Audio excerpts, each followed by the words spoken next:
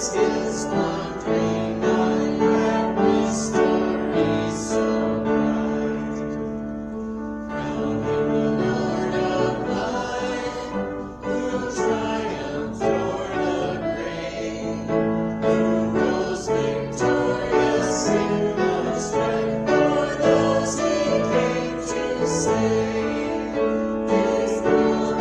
now we sing, who died and rose.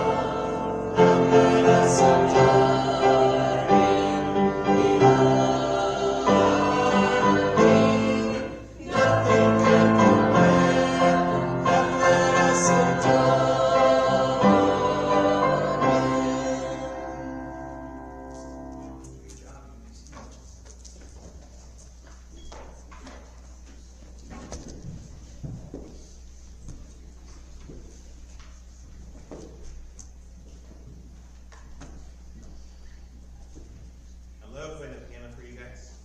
I love doing what I can to edify you. So, if you ever have a request, let me know. I'll be happy to play it for you. Donnie had a request earlier. Who? Who did? Donnie. Donnie? Yeah. She beat you to it. Oh, Beat man. you to it. So her request was Before the Throne of God Above. It's not a song we sing that much, but I wanted to read the first line for you, and if you guys like this song, maybe we can learn it. I can't teach it to you. So the first line is this. Before the throne, sorry, What's the number? it's not a number.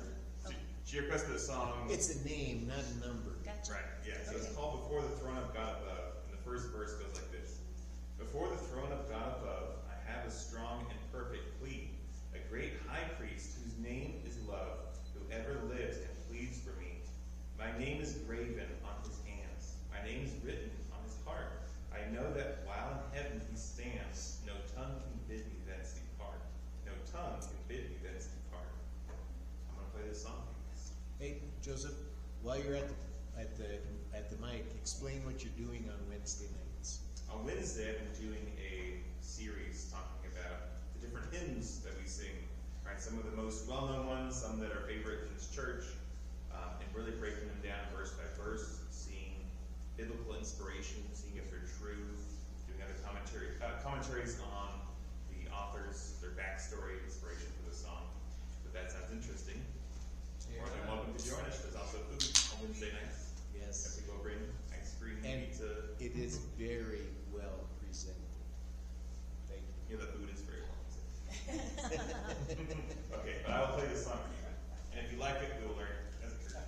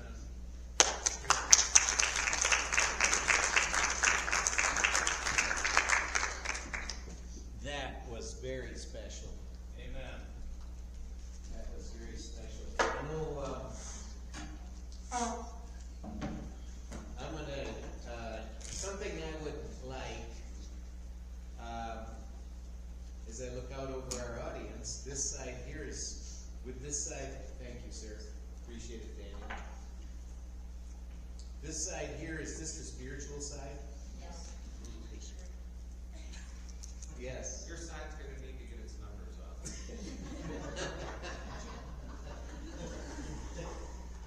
That's true. Maybe the numbers are down because I sit on that side. Should I move to that side? No, that side over here needs more prayer. Yeah, that's probably true, brother. Probably true. We got to stop in on Lauren and Pam Monday when we were on the boat, and I really had just a great time. I always leave there very edified in the Lord. And another thing that I think would be nice, and I'm not looking at anybody, right? Not looking at anybody. But we have folks in here that English is their second language, not their first. I would love to every once in a while have somebody who doesn't, who speaks a different language to sing us a hymn in that language. I think that would be amazing. I'm not looking at anybody, but I think it would be amazing. Do you not have German background in you? Or you German? I'm only American. I thought you I'm had an German American. heritage. Huh? I thought you had German heritage. The only thing Germans ever did was Star Wars they couldn't finish. That's all Germans ever did. Right? And we make great sausage. Yeah, that's what I'm right. Yeah. Yeah, that's it. The other thing to think about, and I'm not looking at anybody, not looking at Justin or Sarah. But Rodney Kastner is going to be here on 4th of July weekend. He'll be staying at the house, and we have kind of gotten close with him. And he is looking for somebody to do a 6-week stint over in the college. Zimbabwe. Say Zimbabwe. Doesn't it just roll off your tongue? Zimbabwe. He's looking for somebody to do a 6-week stint over there, and they need leadership over there very badly. And so, if you're interested at all, he'll be talking to us about that when he gets here for that weekend. That's 2 weekends out, 3 weekends, I don't know. Anyway, it's coming. But he got more fence to this. What's that? Did you have more fence? Yeah, that's what he asked. Yep. Well, I know why you're here today. I know why you're here. You're here to worship the Lord, aren't you? Amen. I loved Jose's presentation, with the songs. It just is amazing how the Lord makes all the pieces fit together. But yeah, you're here to worship the Lord. That's why we are here. That's why it's so important to be here. And I just really appreciate that you are. So much I appreciate our young folks in their teens and 20s that are here in church. Amazing to me. It's amazing in today's day. It is. It's not normal. And I just really appreciate it. Covered today, I certainly did. I thought last Sunday's service was very special to me personally. And I wanted to follow up and wrap up that thought. So today, could you go to slide 2, Daniel? Today we're going to continue our look at what is the weak church. The church at Philadelphia. Last week we began our look at this church, and we ran out of time as we were looking at an opening identification of the correspondent of this magnificent letter. Could you go to the next slide, please, Daniel? I'm not going to read the whole letter for the sake of time, but it's the opening that I'm interested in. See if I shoot this from the right end. And to the angel of the church at Philadelphia, right? What does Philadelphia mean, by the way? Brotherly love. Brotherly love, yeah. Brotherly love. Right? These things says he who is holy. He who is holy. And that's what I want to focus on today as we finish out that phrase that we started last week. So I'm not going to read the whole letter for the sake of time. Could you go to the next slide, please, Daniel? And there's the rest of the letter. He who has an ear, let him hear what the Spirit says to the churches. Next slide, please, Daniel. The correspondent here is what I want to focus on. He who is holy. And what does that mean to us? So the introduction of the author of this letter is, to me, the most interesting of all the 7, and it led to, last week, a bit of a lively discussion that I really enjoyed. Revelation chapter 3, verse 7b. He who is holy, who is true, who has the key of David, who opens and no one will shut, and who shuts and no one opens. It's I think, the most astounding description of the author of the letter. The Lord Jesus Christ always introduces himself with a description reflecting his character. In his previous 5 letters, these descriptions have come from the vision that actually is recorded in Revelation chapter 1, verses 12 through 17, which we studied when we went there, and then it's been readdressed in each of the letters. But this description of him is unique, and it's not drawn from that earlier vision. And to me, as I read that, to me it has distinct Old Testament features. We talk about David, right? The key of David. And we'll look at what that key is as we work through this. But he who opens and no one shuts, and he who shuts and no one opens. When I look at that, do you get a feeling there's almost an ominous thing there? He who, the opening and the shutting, and what's shut, we are going to open. And what's open, we aren't going to shut. Amen. Displaying the power of Jesus Christ here. Well, next slide, please, Daniel. And thank you for being here. I appreciate it in spite of your mom's condition. And we were over at their house last night, and we stopped in and figuring we would, edify them as we could in the Lord. Turned out we were the ones got edified, which is usually the case. And they even fed us supper, which was really nice. It was an amazing evening with amazing people. Revelation 3:7b, he who is holy. The phrase in the Bible always refers to God. Always refers to God. Jesus Christ, when he wrote this about himself, he is proclaiming his identity as God by stating that he is the one who is holy.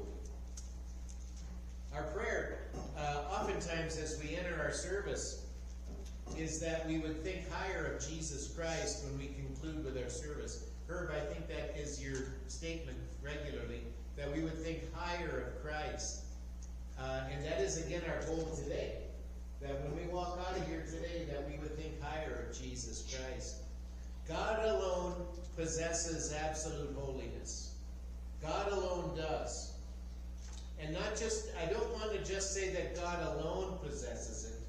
I want to say that he, in the form of Jesus Christ, possesses absolute holiness. So it's clear from these passages that we see in this letter that it is the intent to show that God is holy, he is the only one who is, and that Jesus Christ is God in the flesh, which makes him holy.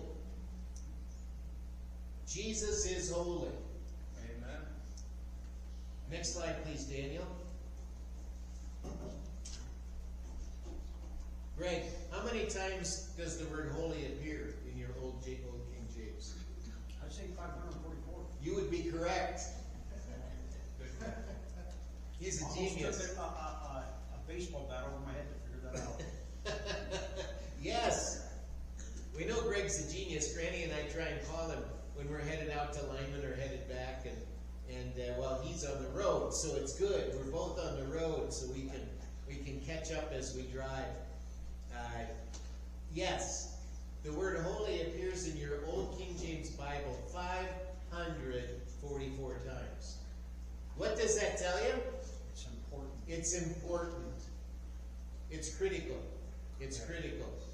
If Jesus Christ is not holy, if he is not holy, if he is not the God of gods in flesh, can you trust his word on anything? No. That's why it's so important, this message today, at least to me and for me, that I grasp who I'm dealing with, because understanding who I'm dealing with allows me to trust his word implicitly, without reservation.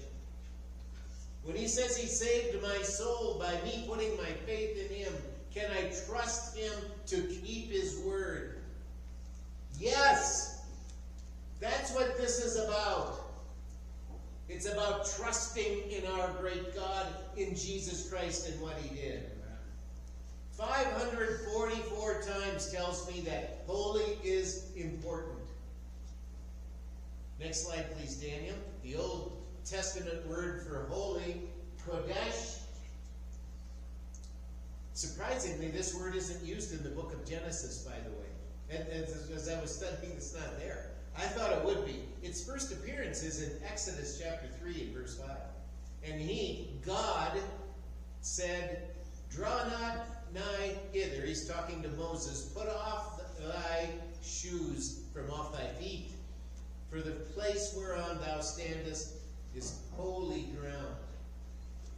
This is the first incident of the word here. God's holiness, it expresses his divine perfection. God is perfect. Obviously, sin is not permitted in his presence, and he's making that clear to Moses. The ark, as the place God's presence, the Ark of the Covenant, God's presence fills the sanctuary, he fills it with holiness. So in connection with it, God is called the Holy God. He is the Holy God. 1 Samuel 6:20, "And the men of Beth Shemesh said, Who is able to stand before this holy Lord God? And to whom shall it go up from us? God is holy. He is holy.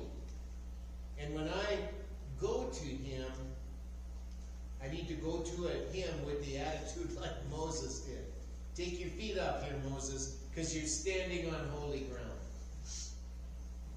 So to go into the presence of God, I think even in prayer, I need to have this attitude.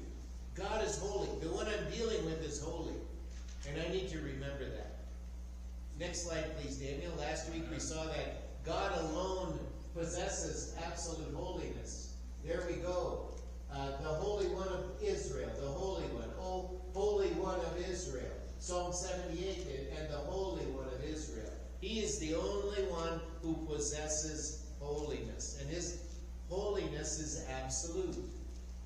He is absolutely holy. So when Jesus Christ calls himself the Holy One, who is he saying he is? God. God. God. He is saying he is God. Let no one tell you any different. The Jehovah's Witnesses, I wish Gus could have stayed, but they had to take off for a family function today. They teach that Jesus never said he was God. He never said he was God. Is that a true statement? No. Only to the biblically illiterate. Only to the biblically illiterate. Those that know their Bibles know that Jesus Christ clearly said he was God. Clearly said he was God. Next slide, please, Daniel. The New Testament word for holy, hagios. Its first appearance is in Matthew 1:18. Now the birth of Jesus Christ was on this wise. When his mother Mary was espoused to Joseph, before they came together, she found she was with child of the Holy Ghost. We see here God sending his Son into the world to be the world's Savior. He gave him a human mother, but not a human father. This means that Jesus Christ then is both the Son of God and the Son of Man. He is both. As the Son of God. Yes. What's that? Yes. Yes. Amen, brother. As the Son of God, Jesus Christ, would inherit the holy, sinless nature of his Father as he took on flesh. He was holy and sinless as he laid there in that manger. Herb went through in our early men's meeting this morning an impressive list of ways that Satan tried to kill that baby. And he did a lot to try and kill that baby. But as the Son of God, Christ inherited the sinless, perfect nature of his Father. Okay, remember that phrase, because I want to show you some things that really make that important.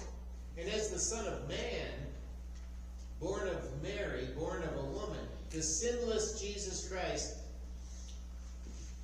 the thing that gave him, shockingly enough, was the ability to die for our sins. Had he not had the nature of the Son of Man, he couldn't die. So as the Son of Man, he got the ability to die for my sins and provide redemption for my soul. So the two came together to do what we could not do for ourselves, and that is to redeem us. Next slide, please, Daniel. To say that God is holy is to say that he is completely separate from sin. God is completely separate from sin. It can't be in his presence. So, moms, how many times have you told your kids to take their muddy shoes off at the door? I mean, it's like a repeat. I would tell my mom, why do you keep saying that? You know I'm not going to do it. You're wasting your time. But she continued to waste her time. So, take your shoes off at the door, because God is holy. As God's Son, and having Jesus Christ, he has the essence and the nature of his Heavenly Father. There's no room for even the possibility of sin in the character of Jesus Christ. Okay, that must be understood. There is no room for even the possibility for sin in the character of Jesus Christ. Not only is he sinless, but I believe he is incapable of sinning. Jesus Christ is incapable of sinning. So the title Holy One is synonymous with Sinless One, and is entirely appropriate and accurate for Jesus Christ. He was holy, he was sinless. Next slide, please, Daniel. Last week we saw that the title Holy One is used in the New Testament as a messianic title for the Lord Jesus Christ. The title Holy One is spoken of Christ, by the way, by a demon. See that guy right there? This is what he said. I know who you are, the Holy One of God. Even the demons proclaimed him to be sinless, incapable of sinning. So the title Holy One is spoken of by Christ also by an angel speaking to Mary. Here he calls him Jesus Christ, the Holy One, who is to be born, will be called the Son of God. Holy One, the Son of God, incapable of sinning. Next slide, please, Daniel. The title Holy One is also spoken of by by Jesus, by Peter of Christ, where he says, he calls him the Holy One here, which is what this means, the Son, the Holy One of the living God. And then in Acts 3:14, Acts 3:14 is Peter's message to the ones who killed the Lord Jesus Christ. And it is the most magnificent message I think that was ever preached. So if you want to get a great dose of what God means for you, read Acts chapter 3, where Peter says, but you denied the Holy One and the just, and asked for a murderer to be granted to you. Peter calls him the Holy One. So Jesus' identification of himself as he who is holy is a direct claim to deity. Jesus Christ is claiming that he is truly the God of the ages, and he has wrapped himself in human flesh. So as God in flesh, Christ, Jesus Christ, as we know him as there, he possesses the only holy and sinless nature. That's what he has. So don't let anybody push you around and tell you Right? Next slide. Thanks, Daniel. Here's my conclusion. Oh, by the way, conclusion doesn't mean we're done. I was hearing yeses back here. Huh? I What? heard somebody say yes back Who said that? I don't know. All right, that's a 10-minute penalty. Thanks, Greg, for ratting on, because they got by with it. I didn't hear it. Here's my conclusion. If Jesus Christ could have sinned, if he could have sinned, he could not have possessed the perfect sinless nature or character of his heavenly Father. Can God sin? No. No. Jesus Christ, being God in the flesh, can he sin? No. He has the perfect essence and nature of his Father because he is God in the flesh. If Jesus Christ could have sinned, that flaw in his nature, and it would have been a flaw. It's a flaw in our nature. It would have been a flaw in his.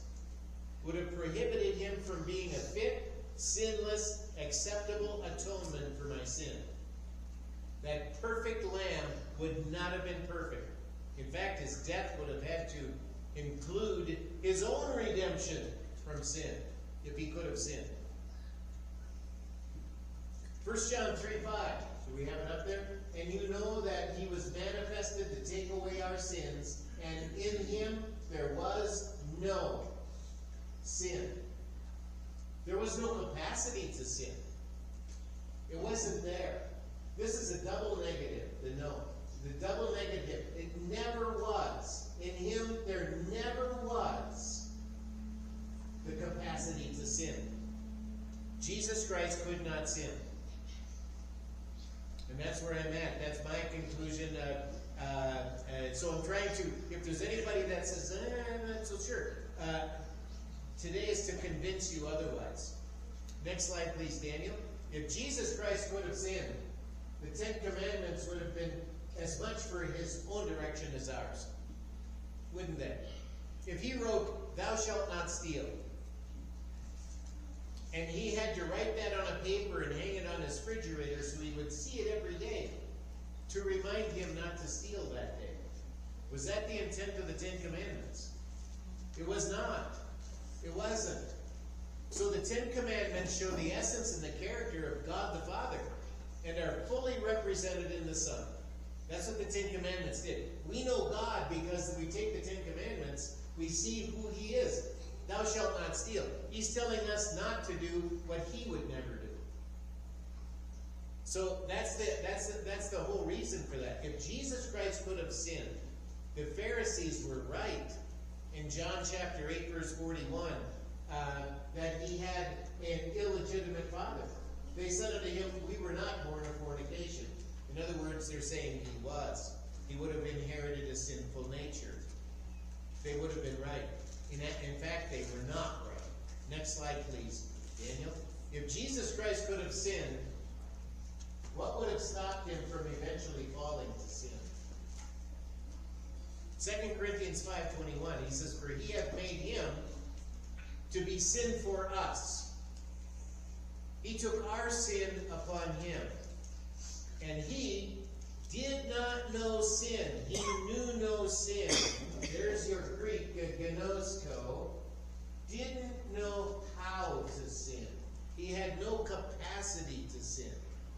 That we might be made the righteousness of God in him. You know what that means, guys? That means when we're in heaven with him, will sin still plague us up there? No. It's gone. There will be no sin up there. No broccoli, no Brussels sprouts, and no sin. Amen. But we're gonna have a feast in heaven, right? And it's not gonna be animals because there's no death in heaven, so it's gotta be vegetables. Then what? You all refuse them because it's sin to refuse your wife's dinner. Well, we're going to feast on canned peas then. That's what we're going to have. No, they're gonna be the most delectable peas that you've ever tasted. Canned peas, no. Fresh. Right out of the pod. Brother, if there's no bacon in heaven, I'm not going. Lauren and I are going to. I don't want to say Where are you going, Pastor? We're going to celebrate in heaven.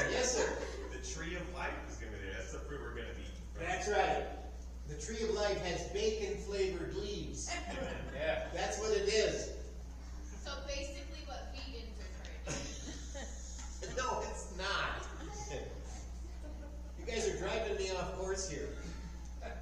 Who knew no sin? Christ. Jesus Christ did not know sin. And that means he didn't know how to sin. That we might be made the righteousness of God in him. Because he is sinless there, we will be too. If Jesus Christ could have sinned, hi Samuel, good to see you. His eternal nature, the eternal nature that he has, would have also in heaven possessed that same possibility.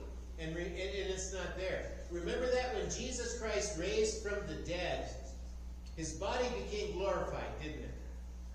Became glorified. But his nature that he was born with remained the same.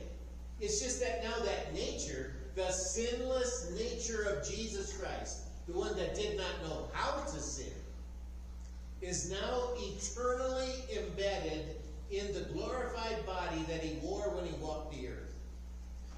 That's how all that comes together. That of his holy and his sinless Heavenly Father. That nature is now forever embedded in a glorified body in heaven. And if it would have been capable of sin before he died, it would have been capable of sin after. And it is not. It is not. Next slide, please, Daniel. If Jesus Christ would have sinned, the church he presents to his Heavenly Father would not be holy and without blemish, because we in heaven then would have that same possibility. But his desire and his goal and the actual thing that's going to happen, Ephesians 5:27, he is going to present it to himself, a glorious church. That's you. That's why you're here, to worship the one that will present us someday as a glorious church. Not having spot or wrinkle or any such thing. Amen. No possibility of sinning in heaven. No possibility. No third grade teachers up there to ruin your day. Mine was, where is Jason? Is he back there? Jason, is there third grade teachers in heaven? No. I'm with him. Mine won't be. Next slide, please, Daniel. If Jesus Christ could have sinned, the eternal nature we receive from God, which is embedded in us, in our new man, in the new man, would forever be capable of falling to sin. Is your new man, as described in the Bible, even capable of sinning? No, it is not. Galatians 5:1. I say that this is true. We're going to do a presentation on this. I had the privilege of studying this verse with Dave Shute, and it was an amazing experience. I say that walk in the Spirit, and that is the new man. And what will happen? You shall not fulfill the lust of the flesh. We looked at the Greek of that phrase, you shall not, very heavily. And you know what it means? You shall not. You won't do it. You won't do it. It means what it said. The translation is good. Right? Walk in the Spirit, in your new man, and you will not fulfill the lust of the flesh. That's what it means. I love that verse. 2 Corinthians 5:17. Therefore, if anyone is in Christ, he is a new creation. And that new creation is sinlessly perfect. Old things have passed away. Behold, all things become new. Amazing experience we have in the Lord Jesus. This means our spirit in the new man is transformed and set apart from sin. Yes, ma'am. Yeah, it's just my brain works in weird ways, and my husband can attest to that. So my brain, when you're talking about how we're not going to be able to sin, it makes me question, how the heck did the angels sin? How did they sin? That's a great, great study in and of itself. That's a great study in itself. Some of them chose poorly, and as we go through Revelation, we will get to that back up. But yeah, I'm with you.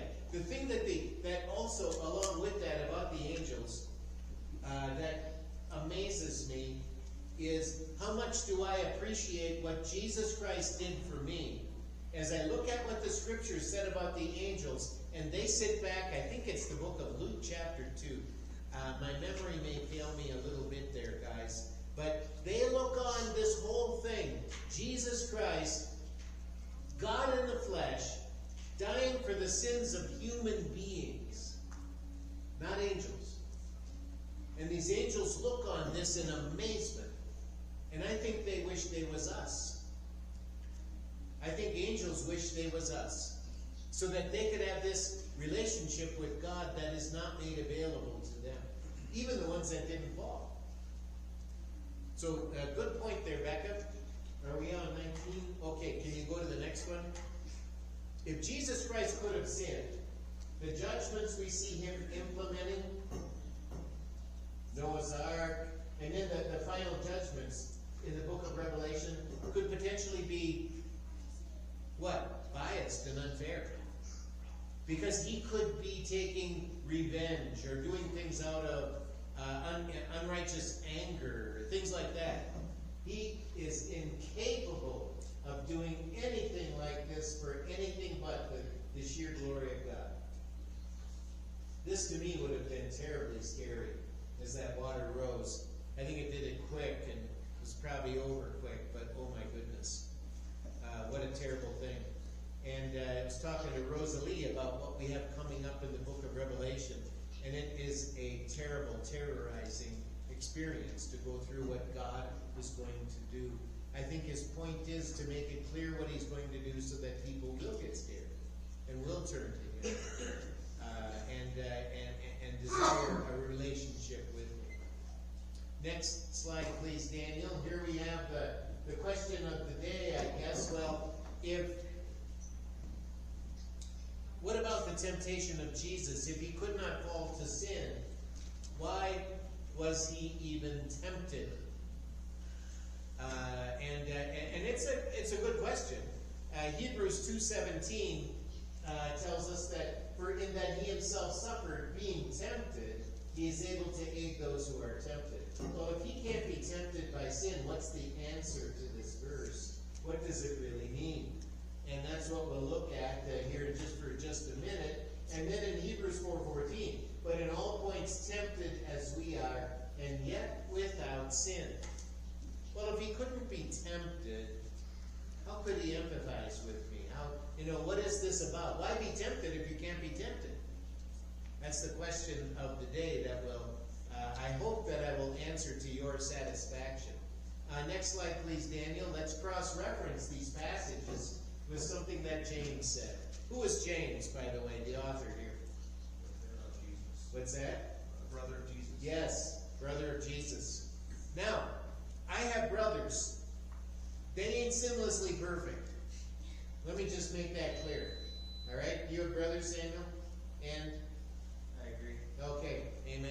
We have an amen in the crowd. They ain't sinlessly perfect.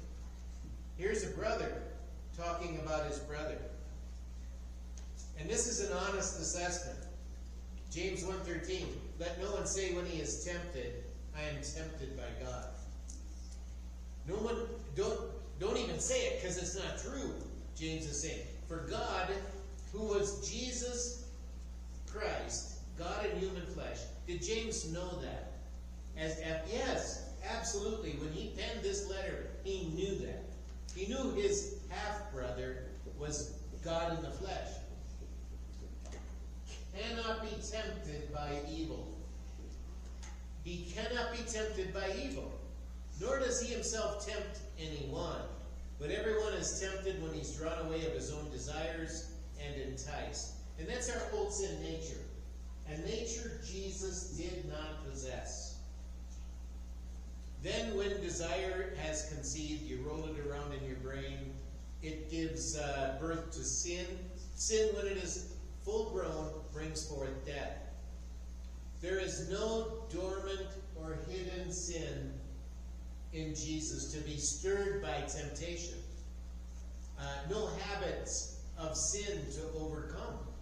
The only weaknesses Jesus had were those that were common to our human nature. As you go through the scriptures of hunger, thirst, weariness, he wore all of those. to sin did not exist in Jesus Christ. Satan used his strongest weapons against Jesus, and he did it repeatedly, and it always failed. Jesus remained undefiled. What's that, Roma? Satan's stupid. Because he's stupid. Yeah. Yeah, what's the you guys know the definition of insanity. Doing the same thing over and over again and expecting a different result. Yeah, and expecting a different result. Roma's right. As always, I might add. We were out there recently and had some of my homemade cooked chicken. Yes, very good. It was very good. Yeah. Right out of Fuelbees. So you do know how to make, or cook? I can. So Yeah. it's a lie when you tell everybody, bring me meals when Anne's gone? That's not a lie. I can't cook. I cooked her chicken at Fuelbees. They do a good job. Jesus Christ remained undefiled in a world of sin. Undefiled. And this is our ground of hope. This is what we stand on. This is why I can trust His Word. The sinlessness of Jesus Christ and His real sympathy to me. He was sinless. He knows I'm not. He wants to rescue me from that. Next slide, please, Daniel. This is important. Because there's a couple of definitions to the word tempted. Number one is the star one, right? To have a sinful proposition suggested to you by someone or something outside yourself or by your own sin nature. And the second definition is to consider actually participating in a sinful act. Right? And to the degree that the act is already taking place in your mind. That's temptation. You're tempted and you're already playing it out in your mind. Well, James tells you you've already gone down the avenue of sin.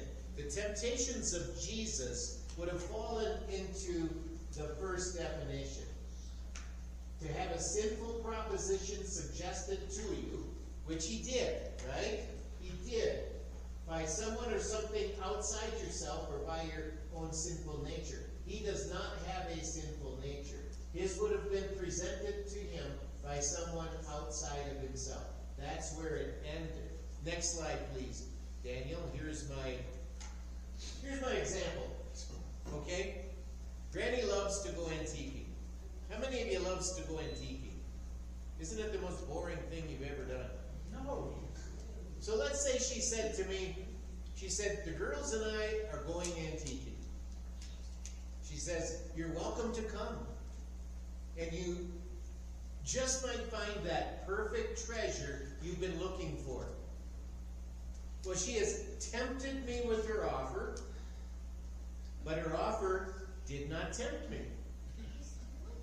Right? No, you just go because you love your wife and you want to make her happy.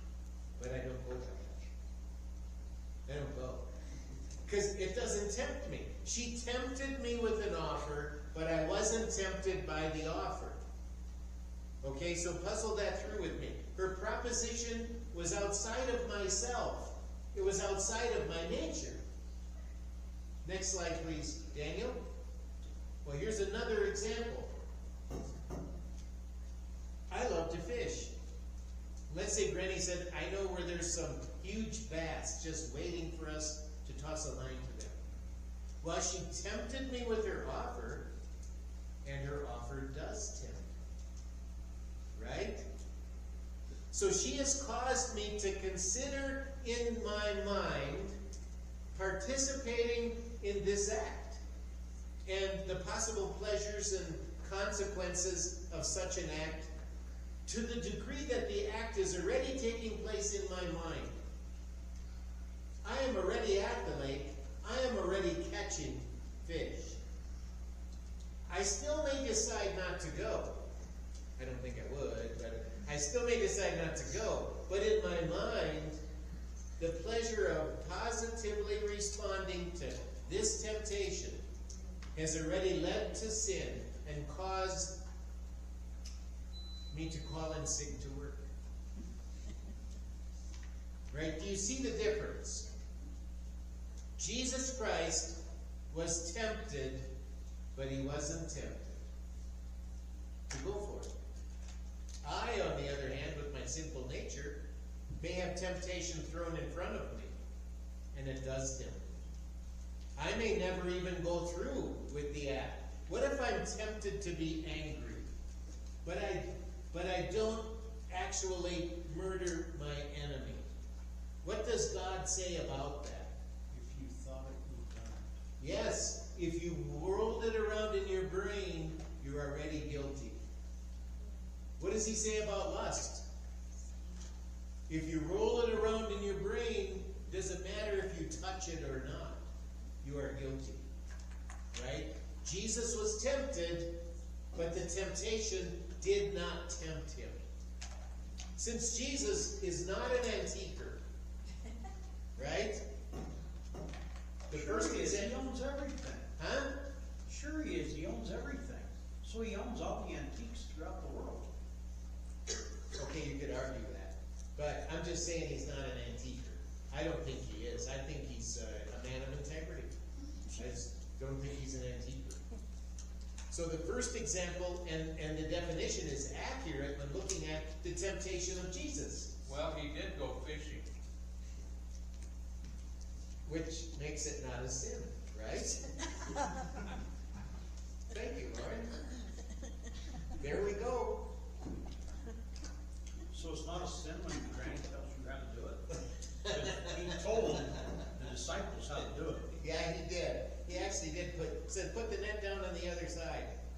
I do listen to Granny when she talks to me out there, right? But do you do it? Just because you listen doesn't mean you act upon it. That's true. That's true. Yeah, you're right. Since Gotcha. Since Jesus said, no disposition to sin. Are we good there? Okay? Are we good? No disposition to sin. To have a sinful proposition suggested to him by someone or something outside of himself, which would be Satan or the demons or even human beings. Something suggested outside of his own sinless nature. It's a temptation, but it does not tempt. He wasn't tempted by the temptation. Okay, so that's what when we talk about, whoa, that's a nice pass. Did I catch that one? If you caught it, you'd be holding It's it. a temptation for me to say I did. Yeah, you're trying to take credit. Right. So do you see how this works? He wasn't tempted at all. In his sinless nature, he wasn't capable of sinning. So as the temptation was presented to him, in his sinless nature, he was able to not even consider it. It wasn't considered. What do you think would happen if you walked in the new man and you were tempted? What do you think would happen to the temptation? You wouldn't consider it. You shall not fulfill the lust of the flesh. The temptation happens, but the temptation is not a temptation. You say, I am not going to do that. I am not going down that road. I am not going to be lured in by some nefarious suggestion, because you're walking in the new man. That's what he's given us in the new man.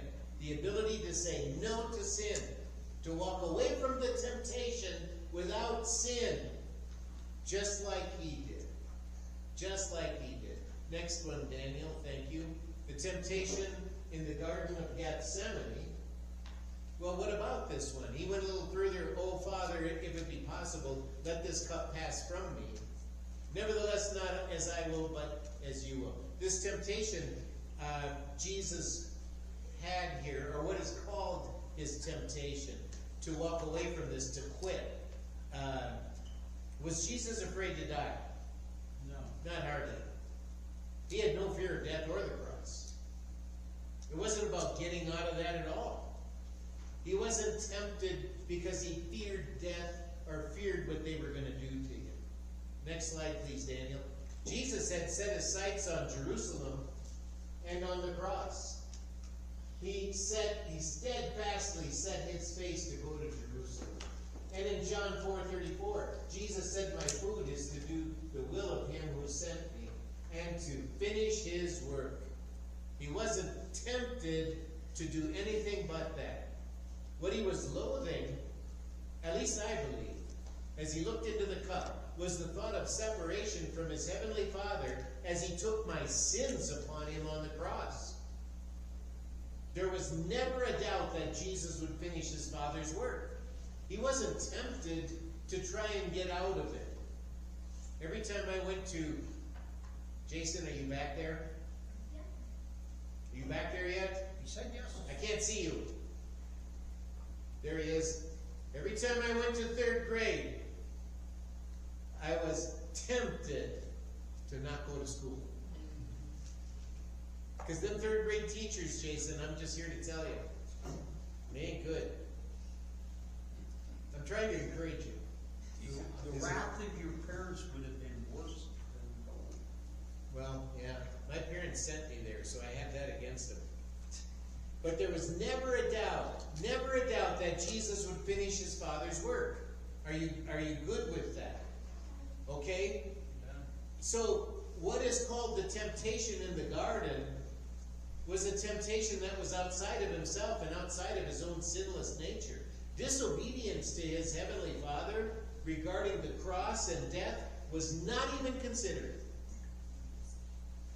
If this was a temptation, it was a temptation that did not tempt.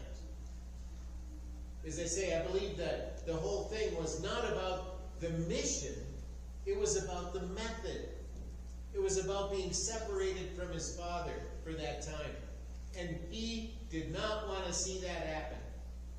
Fortunately for us, it did. He went through with it, and today we can be born-again believers in Jesus Christ.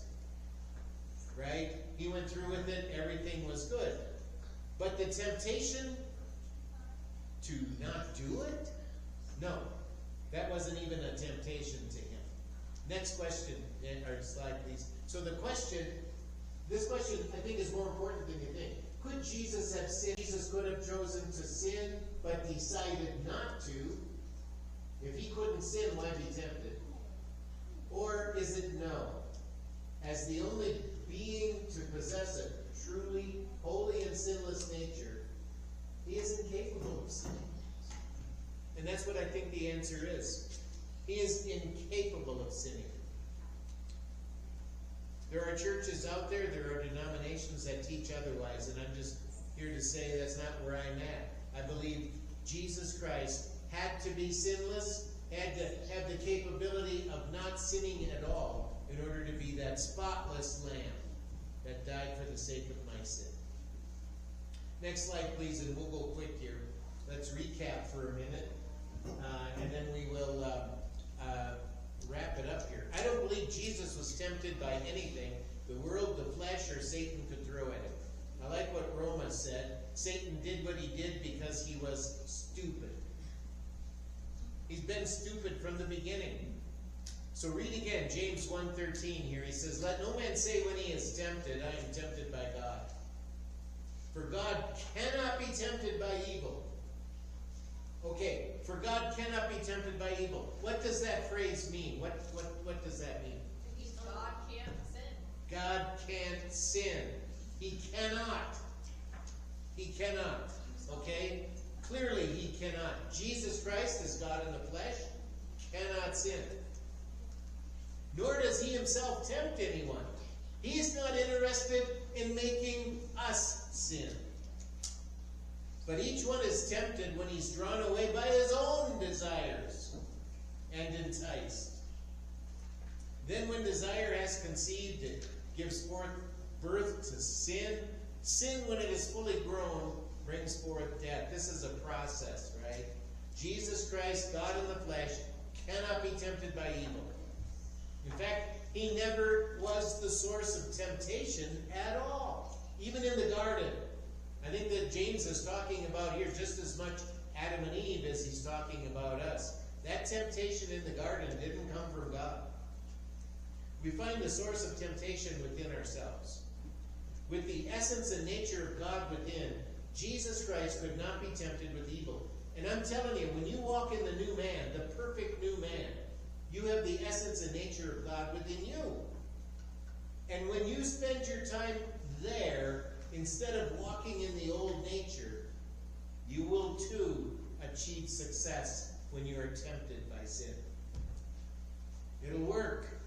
The process we have within us will work if we make it work, if we allow it to have its perfect work.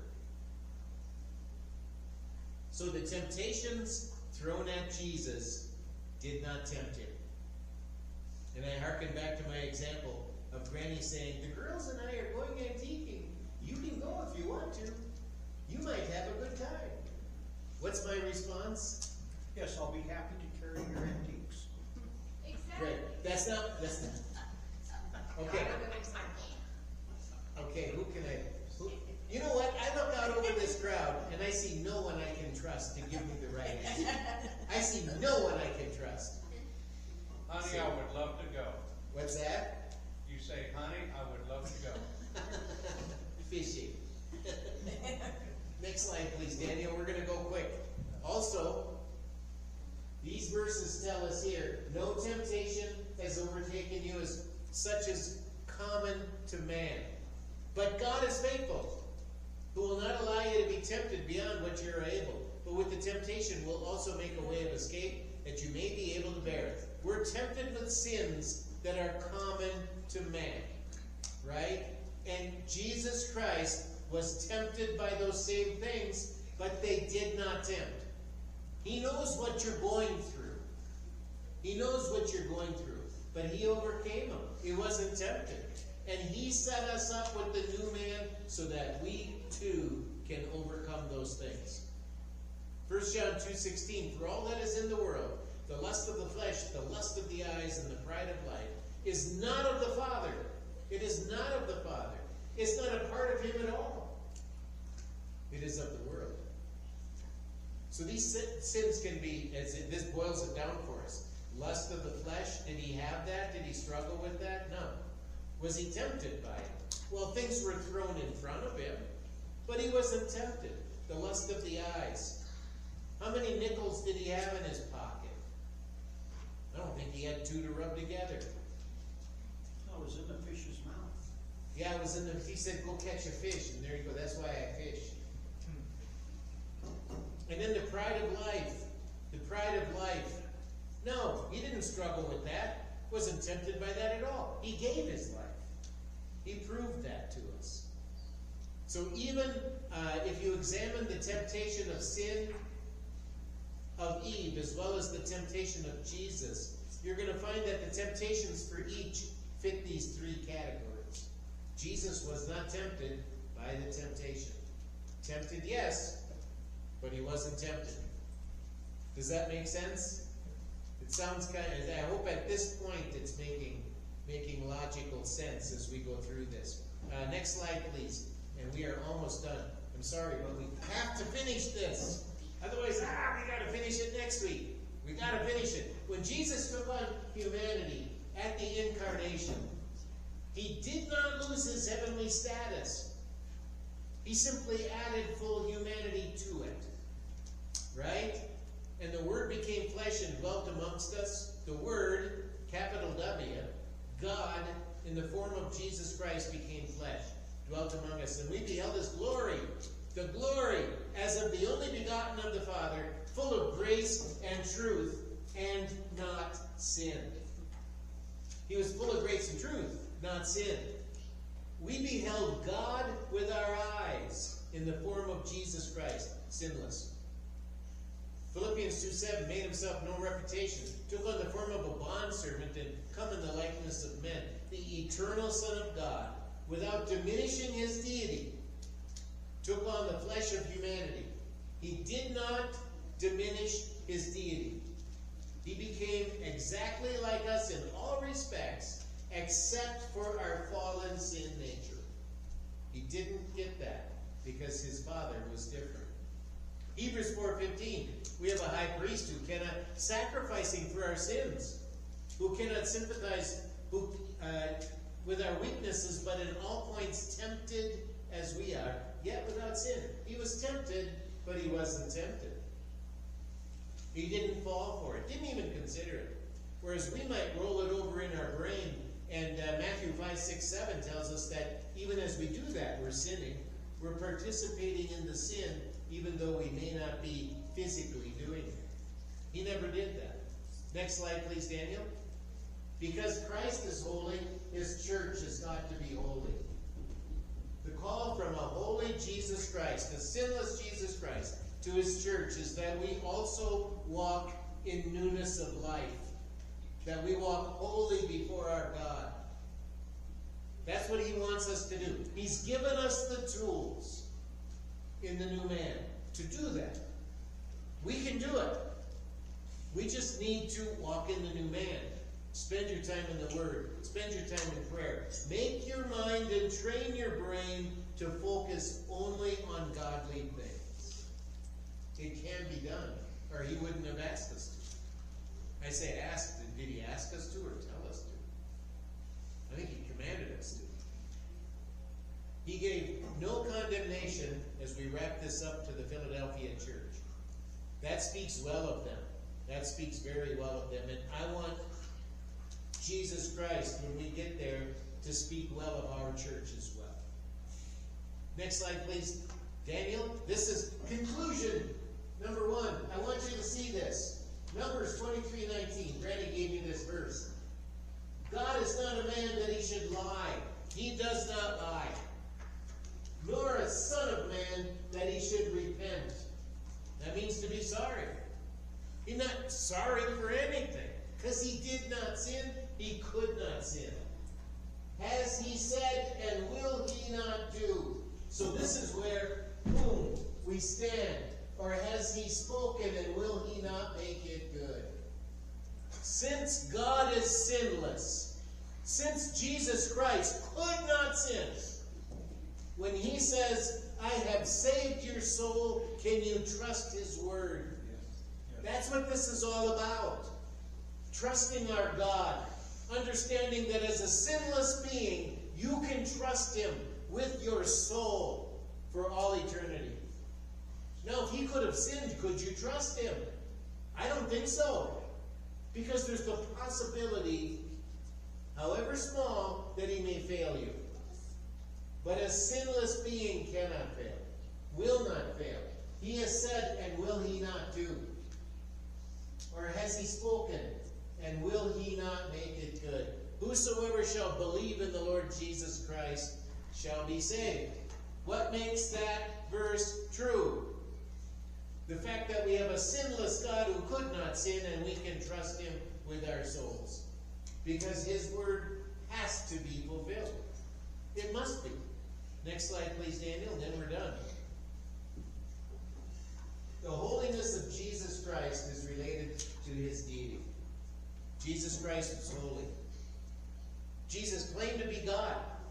Jesus accepted worship. Jesus declared he and his Father are of the same divine essence and nature. The prophet Isaiah called him mighty God and everlasting Father. When they saw the resurrection, the disciple Thomas honored him by saying, my Lord and my God. So to close this out today, I would say, if there's anybody here who has not made that commitment to Jesus Christ, to allow him to save your soul by faith, make it today.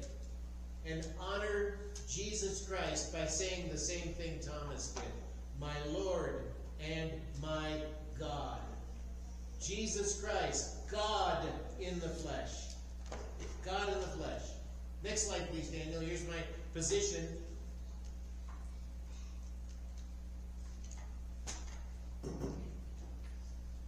Oh, next slide, please. There we go. This is what I think. The only way Jesus Christ could be tempted or fall to sin is if his claim to be God is not true. That's the only way he could have fallen to sin. I believe he is God in the flesh, could not sin. And in that way, when I trusted him with my soul, I can say it's a done deal. The transaction is complete. And what is it, guys, that you put down on a house to buy a house? Earnest money? The earnest of our relationship is His indwelling of me with His Spirit. It's a done deal. I can trust His word because He cannot sin. And I'm going to close with that. Next slide, please. I'm not going to read this. This is, you guys know this one. This is the one by C.S. Lewis. He is not just a moral teacher, He is God in the flesh. Next slide, please. The only way to acknowledge Jesus Christ as God is to put the safekeeping of your eternal soul in His hands as an act of faith. If you haven't done that today, do not delay. Because He is God in the flesh. He says what He means what He says, and what He says will come about. He that opens and no man shuts. He that shuts and no man opens. When He saved your soul, He saved your soul. I know I'm over my time, but you guys shattered a lot today. Yes, Kirsten, there's penalty points for that. And I'll talk to your husband about it, if I have to. I probably have to. Okay, Jose, would you close us in prayer?